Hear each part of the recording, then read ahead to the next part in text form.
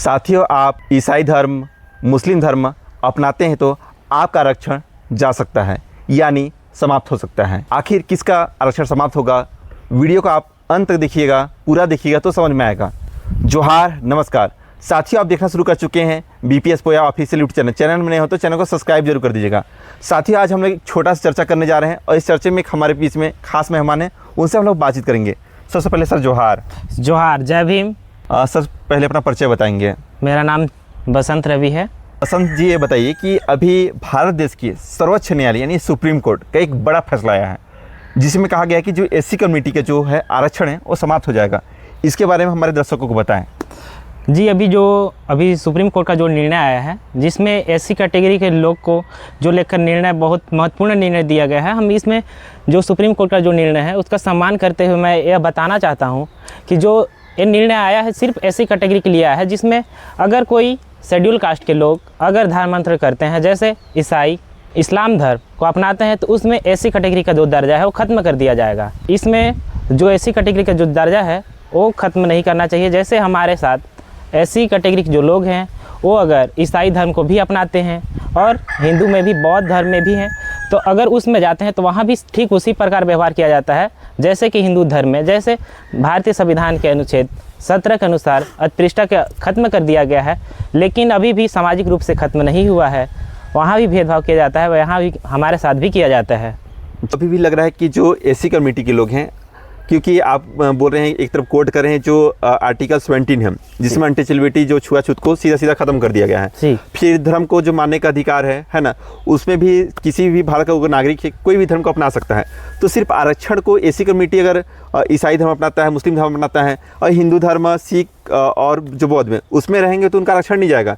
तो क्या धर्मों में भी यह समानता दिख रही है आप लोगों को? जी, धर्म में भी कुछ ऐसी हमारे साथ भेदभाव किए जा रहे हैं, जिससे अगर हिंदू धर्म में, बौद्ध, जैन धर्म में अगर हम लोग रह रहे हैं तो यहाँ हमारे साथ जो एससी कैटेगरी दो दर्जा है, एससी एक्ट जो है 1989 का, वो उसके तहत हम लोग अगर हमारे ऊपर अत्याचार हो रहा है तो हम लोग मुकदमा कर सकते हैं। अगर वहीं पर अगर ईसाई धर्म अपना लेते हैं, अगर इस्लाम धर्म अपना लेते हैं, तो वहाँ पास जो हम लोग का एससी कैटेगरी जो दर्जा है वो ख़त्म कर दिया जाता है। हम लोग ना एससी एक्ट लगा सकते हैं और ना हमारे जो संविधान के द्वारा जो हम लोग को शैक्षणिक रूप से जो आरक्षण मिल रहा है वो भी वहाँ वो ईसाई धर्म अपना लेने के बाद वो भी आरक्षण खत्म कर दिया जा रहा है। ऐसे हमारे सुप्रीम कोर्ट का भी फैसला आया है।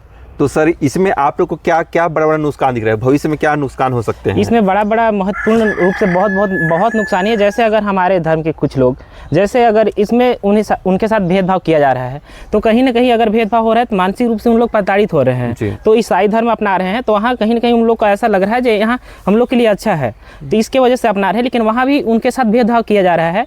तो वहाँ अगर सुप्रीम कोर्ट का जो निर्णय आया है, अगर आरक्षण ख़त्म कर दिया जाएगा तो वहाँ जो हमारे एससी कैटेगरी के जो लोग हैं, अगर पढ़ने में आरक्षण ख़त्म कर दिया जाएगा और बहुत सारे ऐसे जो चीज़ें हैं वहाँ ख़त्म कर दिया जाएगा, तो वो जो शोषित हो रहे हैं वहाँ भी शोषित उसी प्रकार से होंगे जिस प्रकार से अभी इस धर्म में किया जा रहे हैं। क्या आपको नहीं लगता है सर, जैसे कि आप तो धर्म अपना लिए, अगर कोई छोटा सा बच्चा है और वो धर्म अपना ली ईसाई धर्म, मगर अब उससे पहले अगर वो धर्म नहीं अपनाया है, मान के चलिए वो वयस्क हो गया है, 25 साल या 30 साल 40 साल के व्यक्ति अगर बाद में अपना रहा है कोई धर्म को लेकर, तो उसका आरक्षण को समाप्त कर दिया जा रहा है। परंतु वही बालक, अगर बालक है जब ईसाई या मिशनरी स्कूल में पढ़ रहा है, इस्लामिक जो स्कूलें हैं, कॉलेजेस हैं, उसमें पढ़ रहा है, तो क्या वहाँ पर भी आरक्षण खत्म होना चाहिए था? जी, वहाँ भी आरक्षण खत्म होना चाहिए। जिस प्रकार से अभी सुप्रीम कोर्ट का निर्णय आया है, उस समय उसके ध्यान में रखते हुए वहाँ पास भी आरक्षण को ख़त्म कर दिया जाना चाहिए था।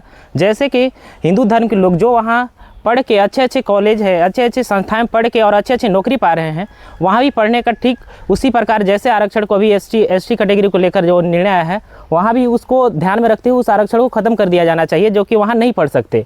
ऐसा होना चाहिए, लेकिन हमारे साथ भेदभाव किया जा रहा है। सिर्फ एसटी कैटेगरी जो उनके ऊपर जो अत्याचार किया जा रहा है उसको देखकर जो निर्णय किया गया है वो ऐसा नहीं होना चाहिए। जैसे हम समर्थन करते हैं कि जो धर्म मानने के लिए स्वतंत्र जो व्यक्ति हैं, हमारे लोग वो स्वतंत्र हैं, जो किसी भी धर्म को मान सकते हैं। जी, टारगेट की तरह ही देखा जा सकता है। जनरल कैटेगरी अगर ईसाई अपनाता है, मुस्लिम अपनाता है, तो क्या उसका आरक्षण समाप्त नहीं होना चाहिए? उसको भी ईडब्ल्यूएस आरक्षण मिलता है, ओबीसी कम्युनिटी को मिलता है, एसटी कम्युनिटी को मिलता है, तो एससी कम्युनिटी को ही क्यों टारगेट किया जा रहा है और उसके लिए फैसला क्यों सुना जा रहा है, इतना बड़ा फैसला?